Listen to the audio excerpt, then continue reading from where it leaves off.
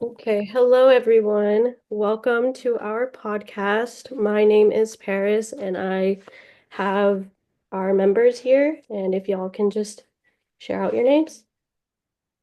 Hi, I'm Jordan. I'm Jonathan. I'm Sahil. I'm Nelly. And today we will be talking about the topic of monogamy versus polygamy. And we will explore how faith and culture have shaped our views on these relationship dynamics. And so we will dive into their origins as well as how they're viewed across different religions and how one in particular has pushed itself into a favorable position in society and has become the societal norm. Yet, who decides that? And what is normal and should be socially acceptable? And why has this happened? We will try to figure this out and maybe even just have some constructive and good dialogue around it. But for now, I think we should start off with some origins and maybe historical context. Yeah, so before we get going on conversations or our discussion, let's get first our definitions right. So monogamy is the practice of state of being married or having sexual relationship with only one partner versus polygamy is the practice of custom of having more than just one wife or more than one wife or husband or partner at the same time, which we see a lot of on the Islam, but we get to that later. And Natalie, want to give the historical context? Yes, for some historical context, different cultures have shaped the way they view marriage in order to fit their needs.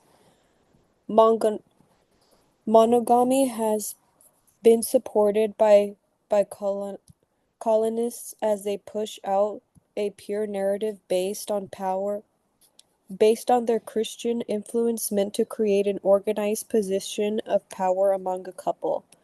While polygamy has been visible in the era of the hunter and gatherer, known as Paleolithic era, humans have worked together and had multiple partners to create and sustain culture and their agricultural lifestyles.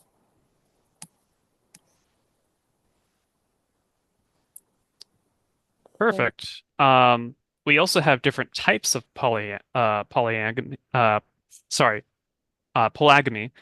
There's two different types depending on whether there is a male-centric or a female-centric rule that we have listed down below. Um, Now, I think it's also important that we have some context for what different viewpoints have for different religions and cultures. So. If somebody else would like to talk about that, that would be perfect. Christianity typically is more monogamous, though in the early Bible we can see characters like Abraham and Jacob who had polygamous relationships, but they were always punished for it or they had negative consequences for it. But today, Christianity is mainly monogamous. For Islam, Islam is kind of a mix between both, with polygamy only being allowed in certain conditions, where the husband treats all of his wives fairly and equally. And the context for this was for the wars that Islam has been a part of. They needed the orphans and widows to have a home, so many of the males married them. But today it's mainly monogamous. In Mormonism, it's today monogamous, but in the early foundings, it was heavily polygamous because the early leaders said it was a commandment of God to have more than one wife. Traditional African religions were still to this day polygamous because it shows high socioeconomic wealth levels because you can care for more than one wife and and multiple children. And being monogamous was considered to be a poorer standard because you can only take care of one wife. But due to Christianity and Islam influences, traditional African religions are more commonly monogamous today. In Buddhism, there's no clear answer to whether it's monogamous or polygamous because the Buddha advises to avoid sexual misconduct while having compassion and responsibility in relationships, which is monogamous, and he warns against greed, jealousy, and suffering, which is polygamy. But an important thing to note is that this only matters for lay people or people who are not nuns or monks, because monks and nuns are expected to remain celibate in Buddhism. And in Hinduism, it's mainly monogamous today, but polygamy was practiced by the elite, rich people and kings for political reasons to make allies with neighboring territories and stuff like that. And then lastly, Sikhism is strictly monogamous, and it is ideal if one man marries one woman, because in Sikhism, women are treated as equal as men, and in a polygamous relationship, you have more than one wife, which is deemed to be disrespectful to the women. Perfect. So thank you, Sahil, for that context. So now we're kind of going to open up and talk a little bit more about kind of acceptance and rejection and kind of our own kind of viewpoints about that now that we have some context and some background. Uh, and if there's anything that people would like to jump in or add or anything like that. So as we know, like monogamy is very much viewed upon by a lot of uh, countries are monogamous. In fact, pretty much, I believe like all of them really support that. There's only very few countries that do support kind of polyamory or any of that kind of stuff. At least from like a state level. And again, many kind of religions generally kind of align to a monogamous or some qualifications for polyamory. Um, but yeah, so something that we should talk about though is like kind of our own viewpoints on that. Um, I guess starting just kind of with like myself, uh, I believe in a monogamous relationship, and that mostly derives from, at least from like a understanding from the thought of just most people only have the capability of being able to fully invest themselves into one relationship at a time, one intimate relationship. That doesn't necessarily have to have, sexual relations. It's just a commitment, like a boyfriend and girlfriend. You don't have to have sex going on or anything like that. Even if you get married, that doesn't really is implied. People can be asexual in that kind of regard. But again, it's the people only have generally enough resources to commit to that one person. And typically with polyamorous relationships, if things are not well understood, there is kind of a breakdown. And again, I think there are people that can come to an understanding, or there are religions that do set these kind of things out, and people subscribe to those beliefs, and that's where you get to see success.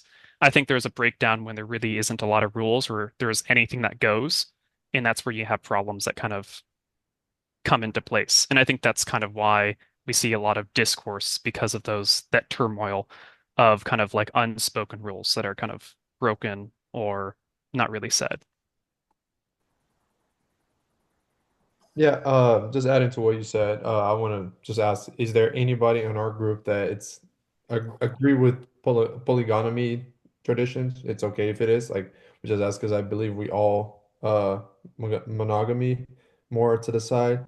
And I have a couple questions like I want to ask you guys about just different opinions and different views, if you guys are okay on responding to those.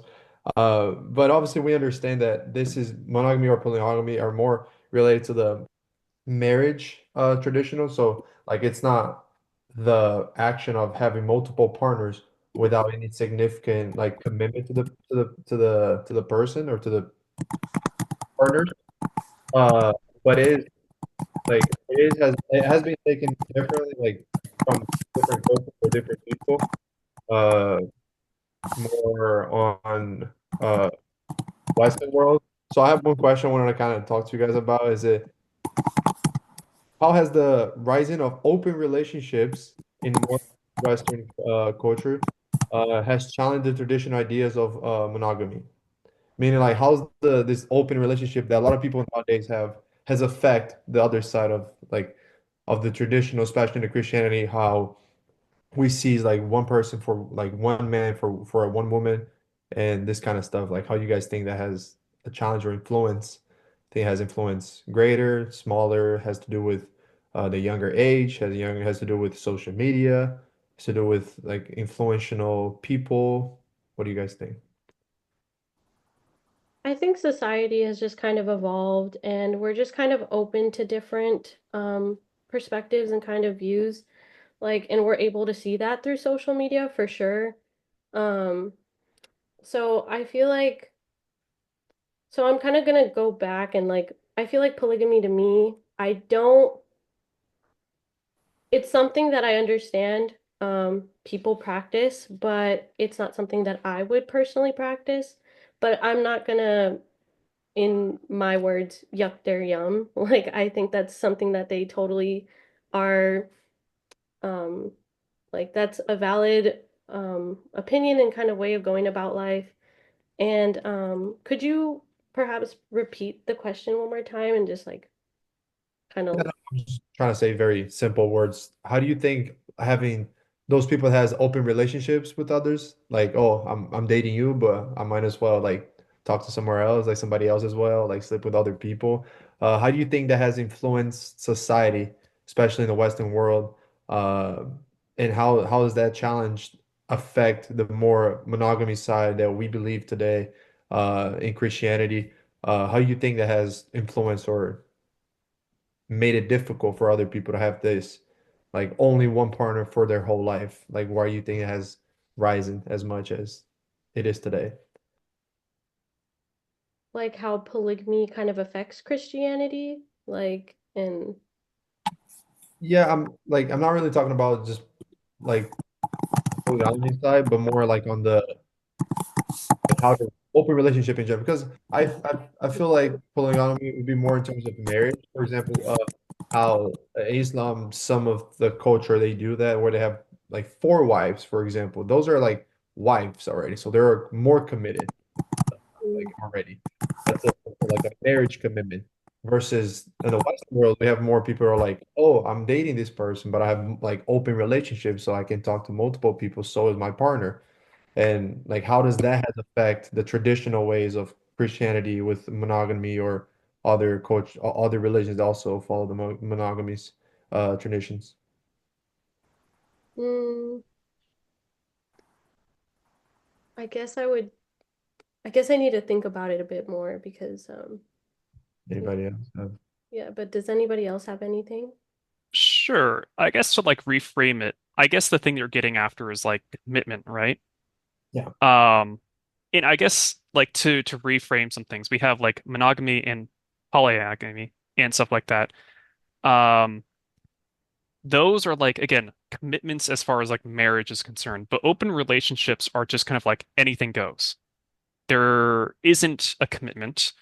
And I think this is where like communication can break down. Because I believe in a functioning polyamorous relationship where there isn't marriage or that, official sense of it, you get people's consent.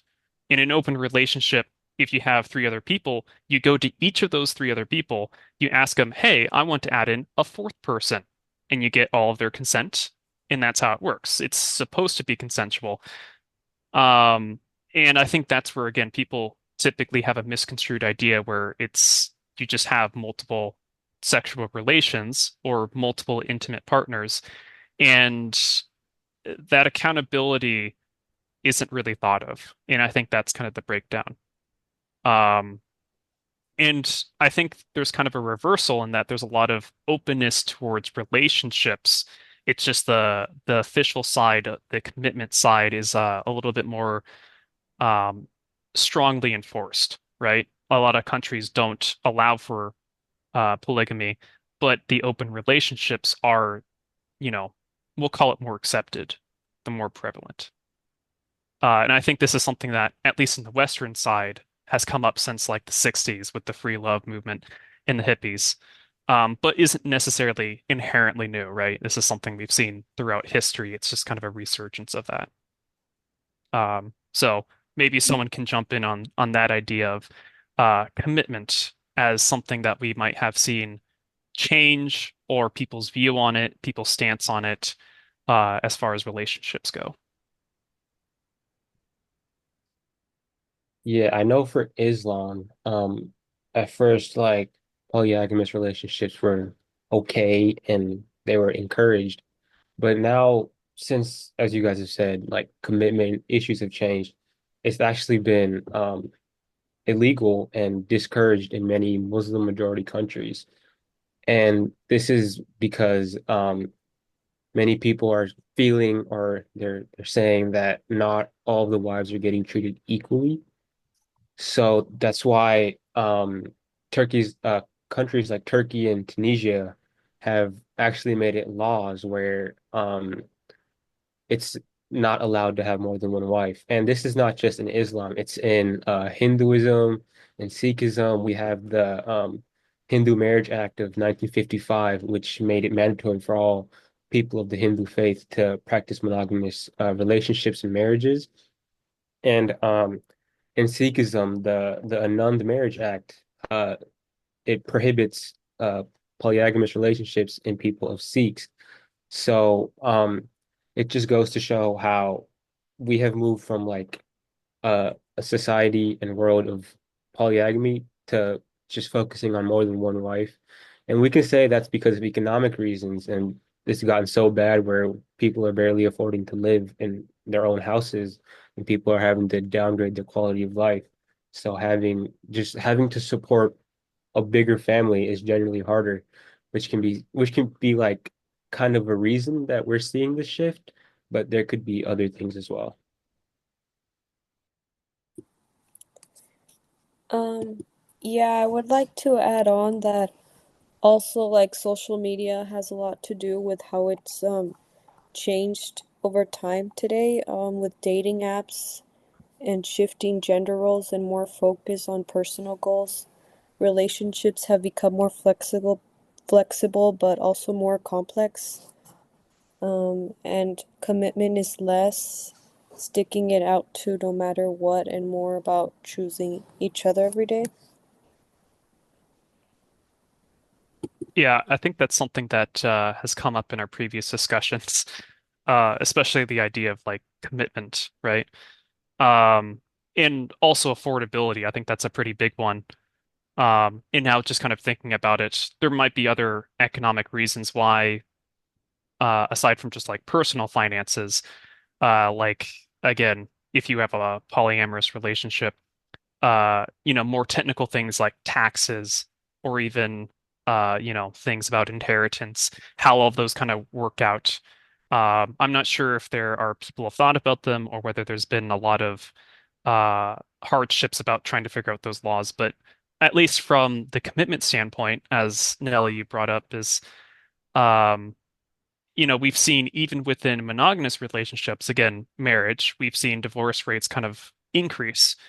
And I think that's kind of like a symptom that we're kind of hitting upon is that is this the open relationships?